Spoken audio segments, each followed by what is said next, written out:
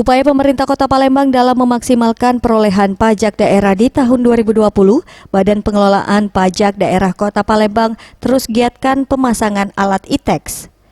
Kepala Badan Pengelola Pajak Daerah Kota Palembang, Sulaiman Amin menerangkan, hingga Februari 2020, pihaknya telah memasang 510 unit e-tax atau hampir memenuhi target sebanyak 600 e-tax yang harus terpasang di restoran, hotel, tempat hiburan, dan sebagainya yang berada di Kota Palembang.